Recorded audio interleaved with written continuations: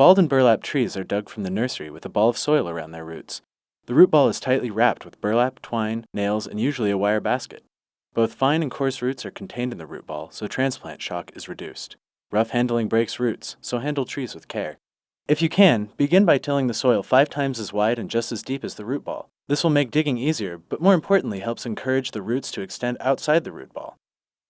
The planting hole needs to be 2 to 3 times the width of the root ball and only as deep as the distance from the root collar to the bottom of the root ball. The root collar is the point on a tree's trunk where the root system starts, just about where the flare roots extend out horizontally from the trunk.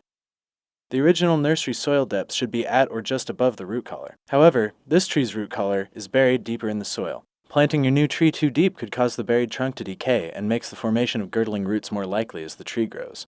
So always identify the root collar and remove excess soil that has been placed on top of the root ball prior to planting. The tree should be planted such that the root collar is at or slightly above soil grade, especially in areas with a high water table.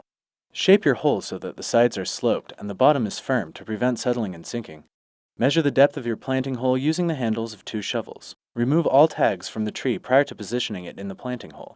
Position the tree in the center of the hole, taking care when moving it. Move the tree by its root ball and limit contact with the stem or trunk in order to prevent damage to the bark and to reduce chances of separating the root system from the trunk. Once the tree is positioned, double-check the planting depth. Once the tree is in the hole, cut vertically up the wire basket, then peel it away. Remove all twine and other materials holding the burlap together and cut the burlap to remove it. It is best to remove all the burlap, including burlap directly underneath the root ball. Before you begin backfilling, make sure to remove all large rocks. Then fill the hole with the original soil, as this is the soil the tree ultimately needs to grow and survive. Break up large clots as you backfill, occasionally packing the soil with your hand or lightly with your shovel. Do not overcompact. No roots should be exposed when backfilling is complete, and no soil should be placed on top of the existing root ball.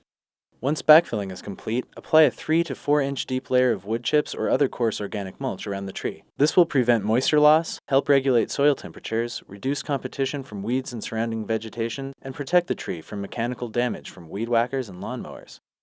The mulch layer should extend several feet from the trunk. Make sure to pull any mulch away from the trunk or stem in order to prevent decay. Now it's time to thoroughly water your newly planted tree. Water will be needed every 2 to 4 days as the tree is getting established in its first summer. Apply water often so that the soil near the tree and at least a foot below the surface is moist and will form a ball when squeezed. Little pruning should be done at planting time. Limit your cuts to dead, damaged, or rubbing branches. No fertilizers of any kind should be used at planting time since they have not been shown to increase root growth. Fertilizing should only be done after the tree is recovered from transplanting and then only if needed. This recovery can take 2 to 3 years or longer depending on the size of the tree. Properly planted trees seldom need staking, so stake only where severe wind or vandals are problems.